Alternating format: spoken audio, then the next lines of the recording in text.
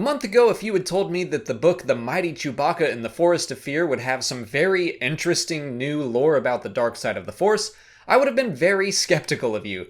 But as it turns out, the book does include some very interesting things about the dark side of the Force and life after death through the Force, and that's what I want to talk about today. The book largely takes place on a planet called Ushru that has a large, terrifying creature, and the fear it inspired made it strong in the dark side of the Force. Kinda like how you can go inside the Sarlacc in The Force Unleashed, people could also go inside this creature.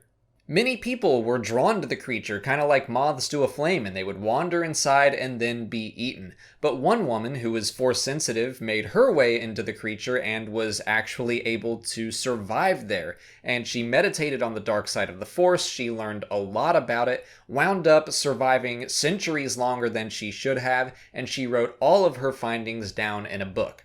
Eventually, the creature was able to chase her back, and as soon as she left the belly of the beast, she aged very rapidly and died. Eventually, word of the book spread to Palpatine, so he started sending teams of people to retrieve it, and they just kept getting killed or lost, and so the Empire forces Chewbacca and this librarian Indiana Jones type character named Maeve to give it a go, and they do reach the book, and when they do, the Enchantress's spirit kind of starts talking to them, and she basically says that she wants to pass on her knowledge before she fades away and joins the darkness that she is now a part of. And when they do take the book, it sounds like that's exactly what happens. The thing is, we've been told that the ability to retain consciousness after death is a power only achieved through the light side. So how do we reconcile this? Well, first, let me say that this is a kid's book, and I don't think that it necessarily has to inform anything about the future of Star Wars. I don't know that it'll affect any lore, really. I think when it comes down to it, the Enchantress was just meant to be a spooky moment for the story. But I thought it would be fun to explore what we know already about becoming one with the Force and see where the Enchantress fits in, and if those rules can mesh well together. I think we can make the rules fit, and honestly, the spirit of the Enchantress may have been an illusion, just like the specter of Darth Bane Yoda sees in the Clone Wars. The story is told through the eyes of two non-Force sensitive characters, Chewbacca and Maeve, so I don't think that they would have been able to tell the difference between some sort of dark side illusion and an actual spirit. But let's pretend for a moment that yes, it definitely is the spirit of the Enchantress. Well, I think that her rules are different from what we've seen from just a regular Force ghost. I mean, she seems to be stuck in this one spot. She can't visibly manifest, and then when she becomes one with the Force, I don't think it's truly one with the Force. I think she fades away. I don't think she gets to retain her consciousness. If I'm interpreting it correctly, I think that she is just going to basically strengthen the dark side of the Force in that exact spot and nothing more. Another option is that her book could be acting like some sort of rudimentary holocron. Maybe the voice that Chewie and Maeve heard was kind of like an avatar for her true self channeled through the book somehow. But whatever's going on here, I think the important takeaway is that the Enchantress was stuck.